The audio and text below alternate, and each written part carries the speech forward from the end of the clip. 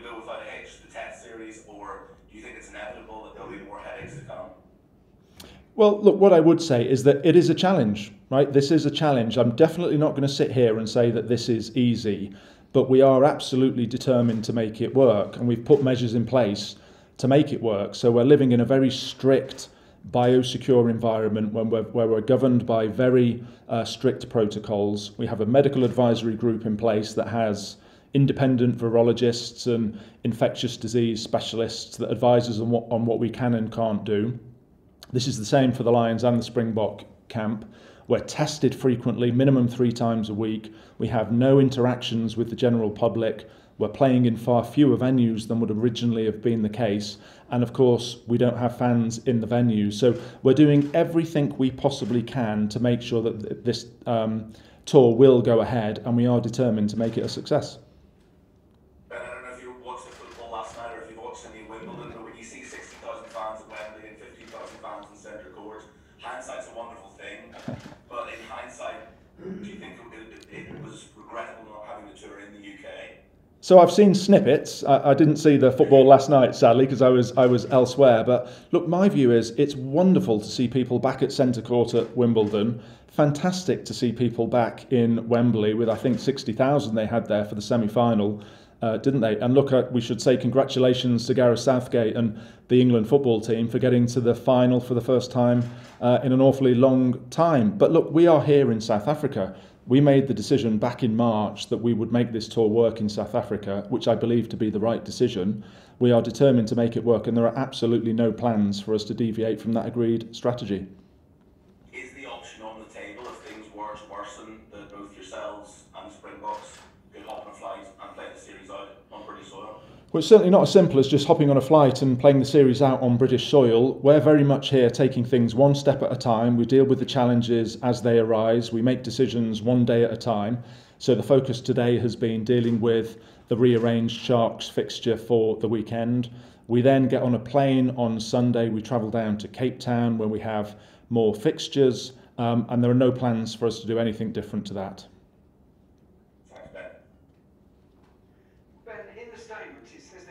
Tests today and tomorrow, and those will determine whether you're able to fulfil the Sharks fixture. What has to happen for that game to be played? Does everyone in the Lions camp have to come back negative? No, so the individual that tested positive, who we retested this morning and has now tested negative, that individual has to test negative so that he and all of his close contacts can be released. At that point, you have enough players available to fulfil the fixture.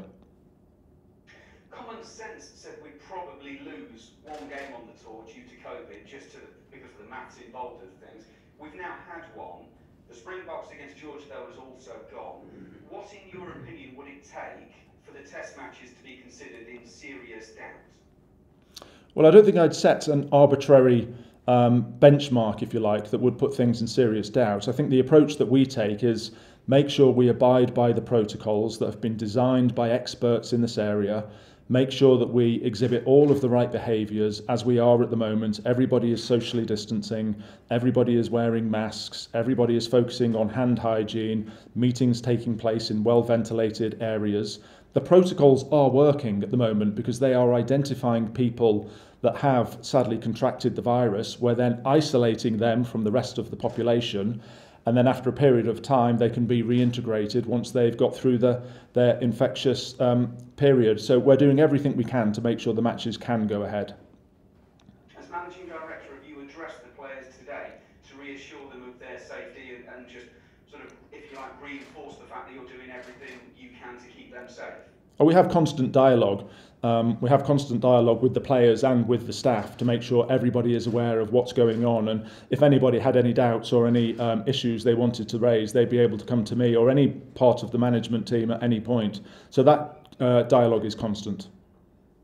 Just finally from me, as you were arriving in South Africa as a group, nearly 2 weeks ago, we were told that Gauteng was the epicentre of the third wave of COVID in South Africa. You're going to go to Cape Town this weekend. Why has it taken nearly 2 weeks to go to a seemingly safer area? Is that not a bit like holding a gardening hose and then being surprised when water comes out at the end of it? Have you not put yourself in harm's way by staying in Gauteng? No, I wouldn't say that that's a fair representation of the situation, largely because we are in a biosecure bubble here. So we are protected as much as we can be because there is nobody coming in and out of our facility. We have the players, we have the management team, we have the hotel staff, but everybody here lives in the bubble. Nobody comes and goes. So the hotel staff don't go home, for example, at evening and then in the evening and then reintegrate the next day. They live on site here as well, and there are very few hotel staff. So actually our bubble is about as secure as it can be. And what you don't want to do is bring risk into the camp by having more time spent travelling around the country. So the more times you travel, the more opportunity there is for COVID to be introduced into the camp via somebody that is outside of that bubble environment. Thank you, Ben.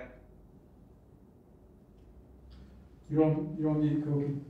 Sorry, Ben, it's Michael Corcoran from RT here. Just continuing that point with Andrew in terms of the schedule for the remaining matches. You've mentioned moving to Cape Town. Is the plan that everything else is going to be played out in Cape Town, or where are the discussions about particularly the test 2 and 3? Yeah, so the plan is that we move down there on Sunday, as I said earlier. We then have 2 matches scheduled down in Cape Town. The current intention is that we play those 2 matches down in Cape Town. What happens after that? We're currently in discussion with the South African Rugby Union. So at the moment, we haven't deviated from the originally agreed schedule, but of course we are contingency planning all the time. And how confident are you that the tour will be played to a conclusion up to and including those 3 test matches, regardless of where they're played? Well, I'm confident that as long as we all exhibit the right behaviours within our respective camps, which we are, then we give it the absolute best possible chance of going right the way through to the end of that 3rd test.